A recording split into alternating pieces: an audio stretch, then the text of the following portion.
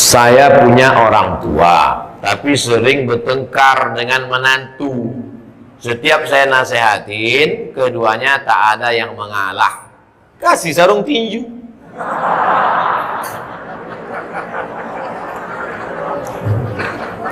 Bagaimana caranya supaya orang tua saya dan menantunya itu bisa akur kembali tanpa menyakiti keduanya, Pak Ustadz?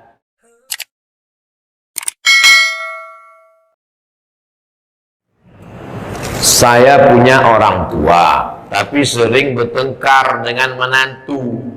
Setiap saya nasihatin, keduanya tak ada yang mengalah. Kasih sarung tinju.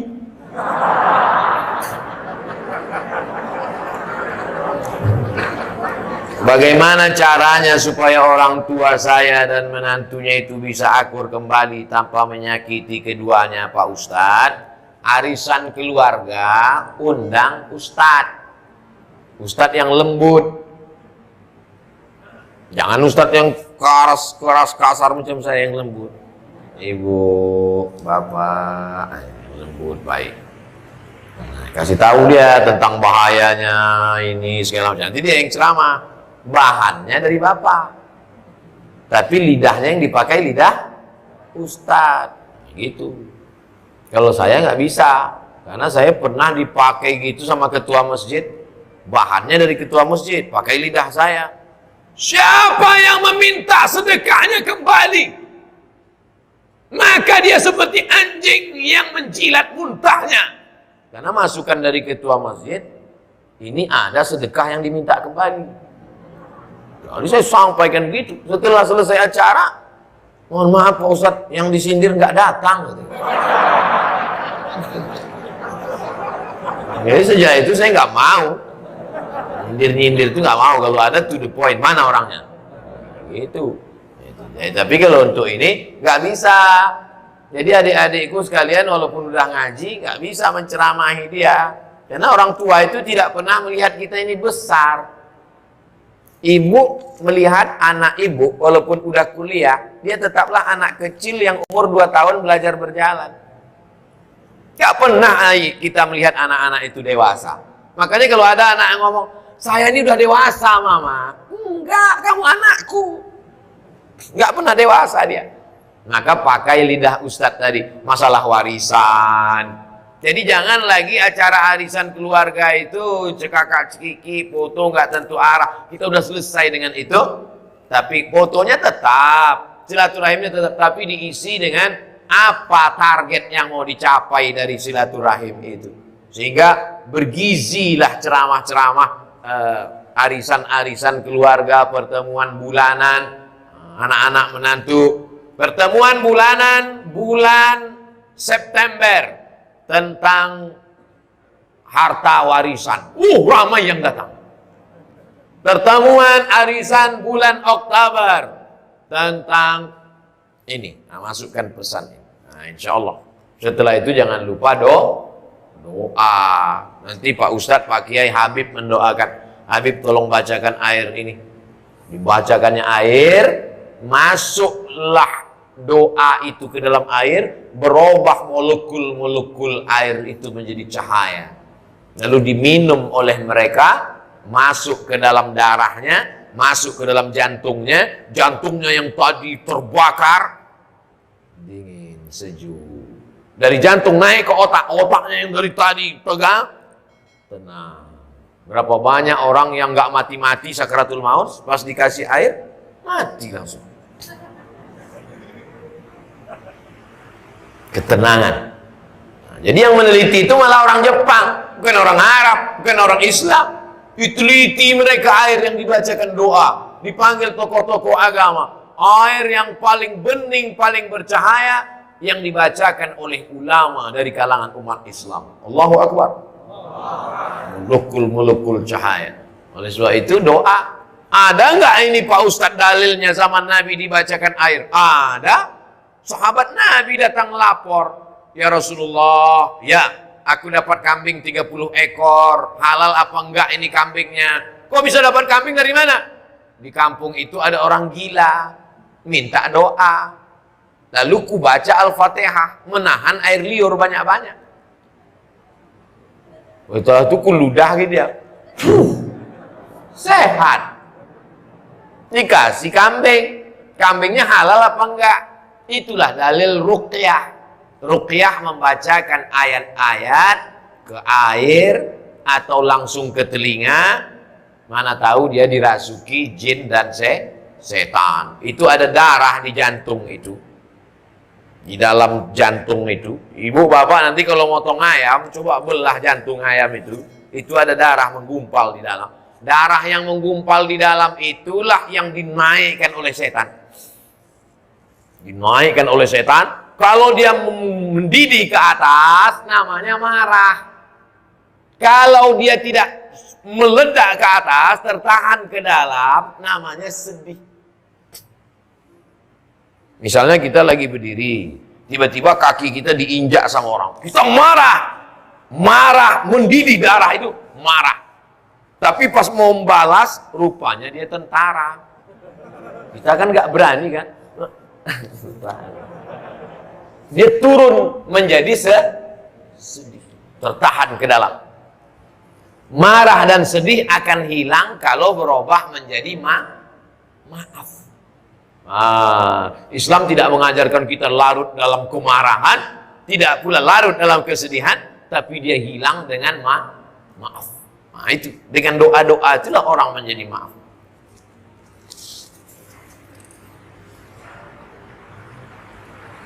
Saya diberi seorang anak, istri saya mengandung, sekarang masuk 7 bulan. Apa amalan afdal untuk saya sebagai suami untuk kebaikan kandungan? Perempuan yang sedang hamil itu hatinya risau. Takut nanti melahirkan susah, takut nanti sesar, takut diganggu jin. Maka hatinya tenang dengan zikir, banyak-banyak sholawat. Allahumma sholli ala sayyidina Muhammad wa ala ali sayyidina Muhammad. Allahumma sholli ala sayyidina Muhammad wa ala ali sayyidina Muhammad. Makanya Pak Kiai selalu nyuruh, gimana nih Pak Kiai, istri saya hamil? Baca surat Yusuf supaya hatinya tenang. Padahal tujuan Pak Kiai baca surat Yusuf supaya hatinya tenang dan anaknya soleh, tidak mau berzina seperti Nabi Yusuf. Cuman kadang ibu hamil ini salah sangka, disangkanya anaknya ganteng macam Nabi Yusuf. Pas lahir hitam komplain. Pak Kiai iki anaknya ireng piye iki. Pak Kiai orangnya sabar, nggak marah. Bojone ndi? Pas dia bojo, iki bojo.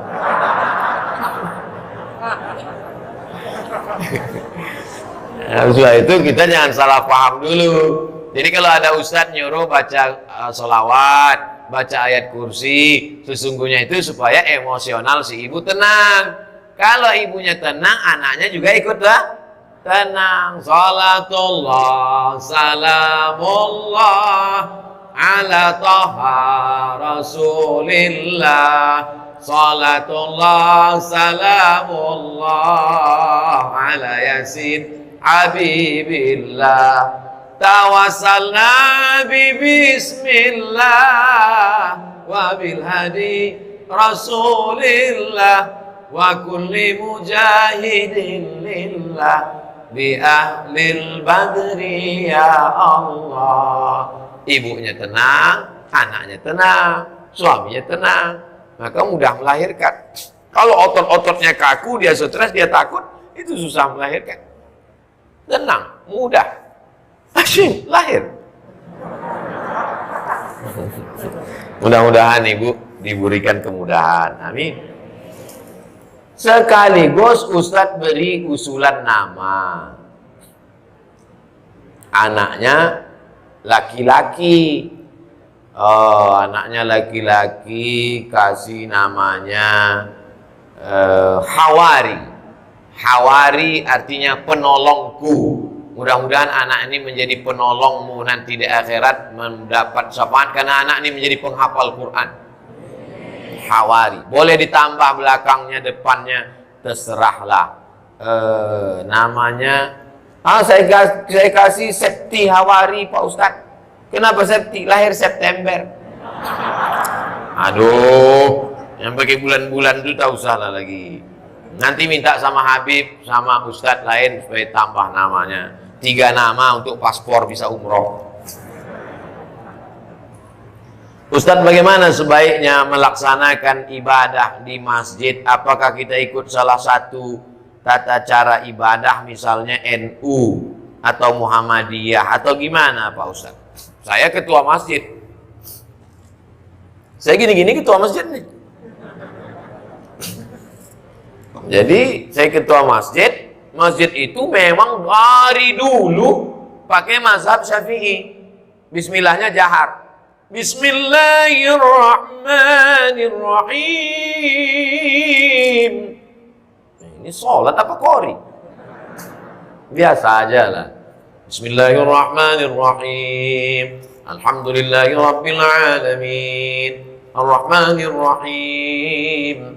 Lalu kemudian kalau subuh pakai kunut, pakai mazhab Syafi'i. Allahumma hdina fiman hadait, wa'afina fiman afait, wa tawallana fiman tawallait. Tapi masjidnya nggak terlalu besar, masjid komplek perumahan kecil. Artinya mayoritas masyarakat di situ memang mazhab Syafi'i. Tapi kalau masyarakat di situ multi, ada bisa dipakai satu contoh masjid di daerah saya juga. Saya ceramah di situ. Lalu saya dengar, saya kasih tahu sama makmum, Ustadz, itu imam sir, itu imam jahar. Maksudnya, kalau dia imam, itu bismillahnya jahar. Bismillahirrahmanirrahim. Tapi kalau itu imam, sir. Bismillah. Nah, jadi semua terayomi. Selama masih ahlus sunnah wal jamaah. Nah, jadi saya tak paham komunitas masyarakat di Darussalam, tapi kalau masjid saya pakai mazhab Syafi'i. Terus kalau selesai sholat, zikir jahar sama sir, ya mazhab. Yang jahar itu mazhab Hambali. Karena menurut Imam Ahmad bin Hanbal, kalau dalam mazhab Syafi'i, selama makmumnya belum tahu, dikasih tahu. Cara ngasih tahu makmum gimana? Dijaharkan.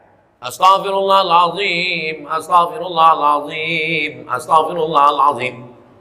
La ilaha illallah la syarikalah. Makanya kalau kita sholat di masjid, imamnya misalnya kuat, nah, berarti dia ngasih tahu makmum. Kalau imamnya nggak kuat, berarti makmumnya udah tahu. Gak usah dipermasalahkan. Dia menjadi masalah karena dipermasalahkan. Di situlah letak masalahnya. Jangan masalahkan yang tak perlu dipermasalahkan. Yang penting masih sholat. Nah, itu. Jadi kalau menganggap musyawarah lah bersama masyarakat, bersama jamaah. Ustadz, dulu saya belajar Islam berdasarkan adat di lingkungan. Karena tidak ada ilmu, sedikit demi sedikit hijrah menurut sunnah Nabi. Belajar bagaimana ketika ketidaktahuan ilmu dahulu. Allah semoga Inna Allah tajawaza an ummati. Allah mengampunkan umatku manasya wa akhta'a. Allah mengampunkan umatku 3. Lupa, salah, terpaksa. Dipaksa sama penjajah. Kau mesti murtad. Zaman Nabi ada tuh yang dipaksa. Namanya Ammar bin Yasir. Sampai keluar dari mulutnya kalimat kafir. Dilaporkan ke Nabi, ya Rasulullah, itu Ammar itu sudah keluar kalimat kafir dari mulutnya. Turun ayat. Illa man ukriha wa qalbuhu mutmainnun bil iman. Ada orang yang dipaksa, tapi hatinya tetap beriman.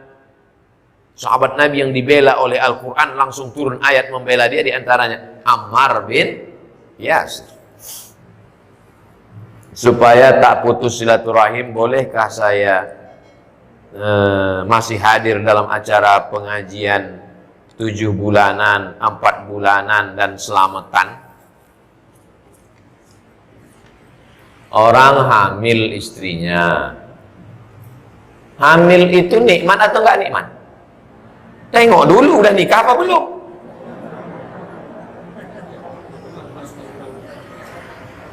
Hamil Itu istrinya hamil, itu nikmat. Berapa banyak, maaf ya Pak, jangan tersinggung. Berapa banyak orang nikah belum, bukan tidak, belum dikasih Allah. Saya sedih Pak Ustaz, saya 10 tahun nikah, istri belum hamil. Teman saya nikah Januari kemarin, Maret melahirkan. Wa amma bi ni'mati rabbika fahaddits. Nikmat Allah syukuri. Bagaimana cara mensyukurinya? La in syakartum la azidannakum. Syukur, undang kenduri. Kalau kami di Riau namanya kenduri. Rupanya di sini selamatan. Datang ya, selamatan. Kenapa disebut selamatan? Karena memang doanya Allahumma inna nas'aluka selamatan.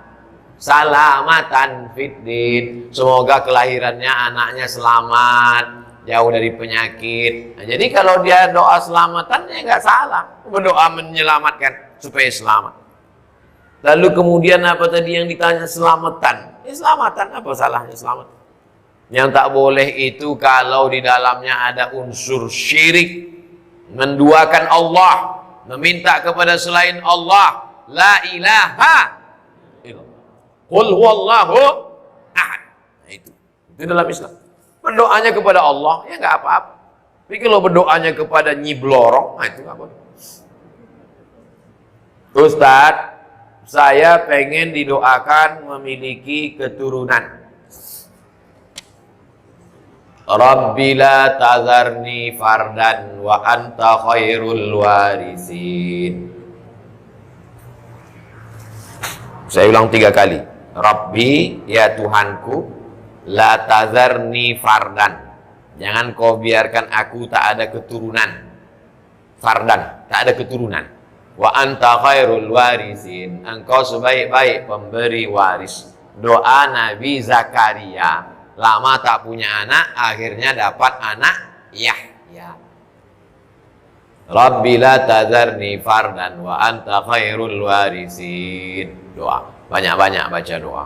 Berapa kali Pak Ustaz? Sebanyak-banyaknya. Jadi kalau mau dibaca 10 kali, 30 kali, 40 kali, 100 kali, baik. Sholawat. Saya ketemu dengan bapak-bapak sudah nikah sekian belas tahun gak punya anak. Setelah umur 40 punya anak. Saya tanya, gimana ceritanya? Semua udah kami coba Pak Ustaz. Bayi tabung, macam-macam. Dari yang 9 kilo sampai tak ada yang berhasil. Terus gimana terakhir? Yang buat berhasil ini terakhir setelah kami gak pakai apapun. Cuman nazar. Saya bernazar kalau anak ini lahir nanti saya masukkan ke pesantren. Lahir. Sulit apa hubungan pesantren sama anak?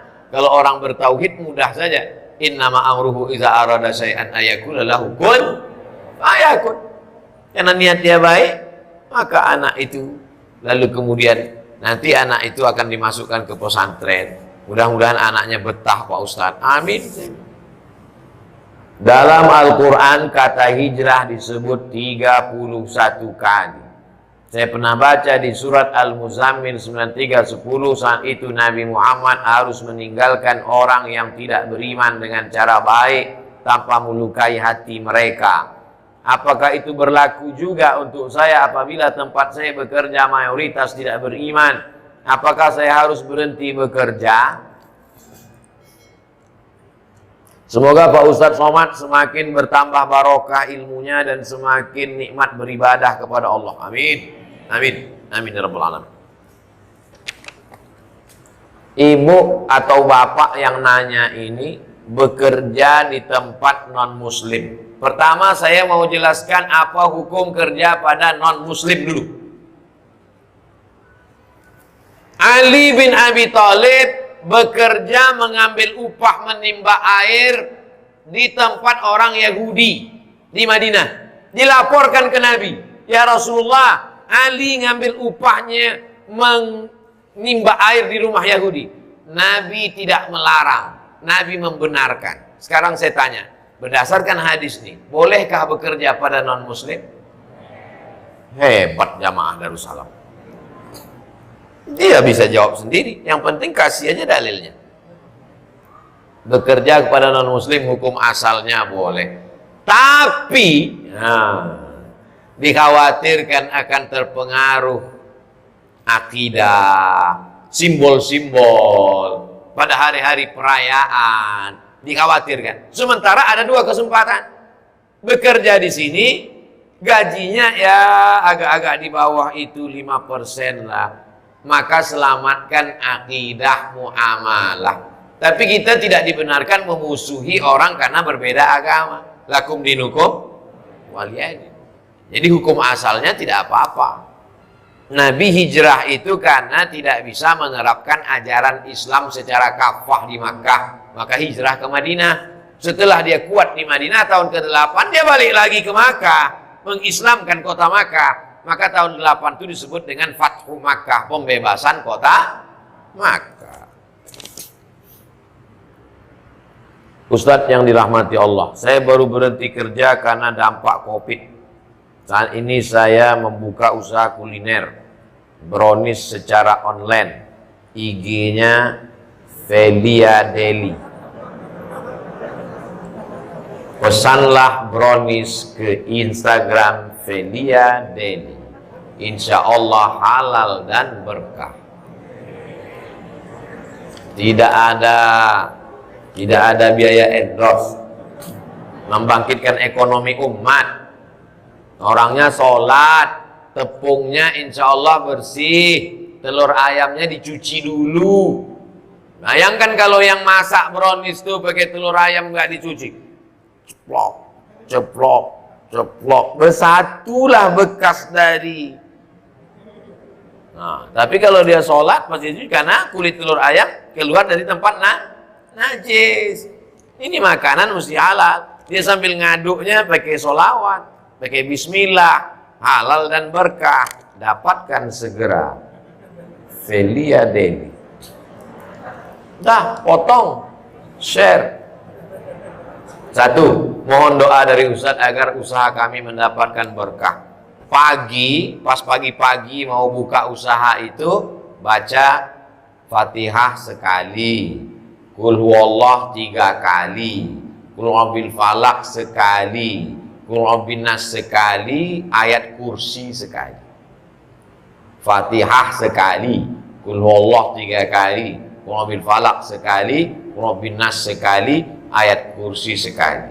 Untuk membuka rezeki dan menjauhkan dari sihir-sihir, santet dan gangguan setan. Mana tahu ada orang benci, disiramkannya air mandi orang mati di situ. Di toko itu kalau dia buka atau di depan rumah disiramkan air mandi orang mati, sehingga semua orang yang lewat di situ mengucapkan assalamualaikum ya ahlal kubur. Atau laki-laki minang perempuan ditolak, adik mau jadi istri abang, najis, tuh. Air ludah diambil, dicampurnya pakai tulang pukang. Pukang tuh binatang yang malu, gak berani keluar. Akhirnya perempuan tuh seumur hidup malu melihat laki-laki sampai mati tak nikah. Apa itu? Sihir, orang sakit hati. Nah, itu menjaga diri dengan ayat-ayat ruqyah. Karena banyak sekarang cinta ditolak, dukun. Kan? Betul?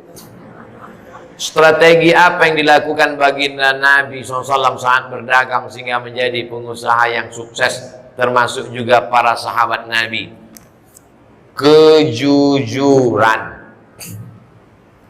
Ini barang bagus harganya sekian, ini barang kurang bagus harganya sekian, ini barang gak bagus harganya sekian.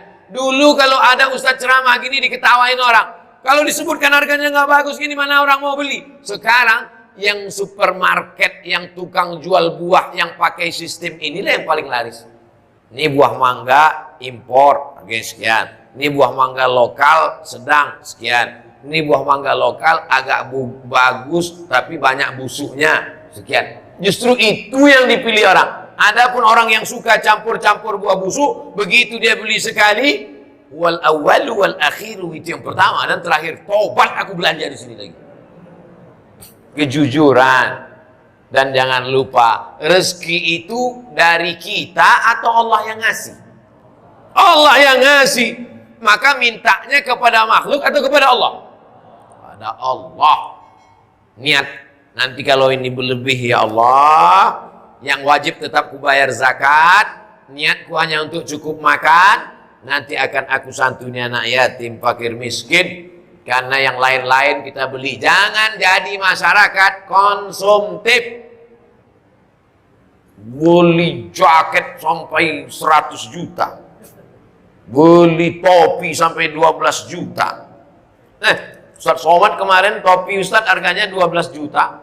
Peci saya dibeli orang 12 juta. Dilelang untuk bangun pesantren. Peci 12 juta. Topi UAS 5 juta. Saya pakai jaket batik tulisan UAS 270 juta. Habis semua membangun pesantren di Jambi. Pesantren orang Jambi. Habis itu saya bisik ke panitia, jangan sampai dibelinya buat celana saya ini. Takut saya pulang tak bercelana. Hebat masyarakat nih bersedekahnya sekarang. Mudah-mudahan Bapak Ibu usahanya lancar. Mohon izin Ustadz, bagaimana saya dapat memberikan saya tak usah oleh-oleh. Saya makan tak banyak, saya minum tak banyak, makan tak banyak, tidur banyak. Jalan tadi tidur sudah. Jadi kalau ada niat oleh-oleh untuk saya, udah saya terima. Bukan saya tolak, udah saya terima. Jual lagi, buat di situ brownies Ustadz Somad, lelang. Share foto. Lelang, duitnya ambillah untuk anak yatim, fakir miskin dan lain. Maulaya salli wa sallim daiman abada ala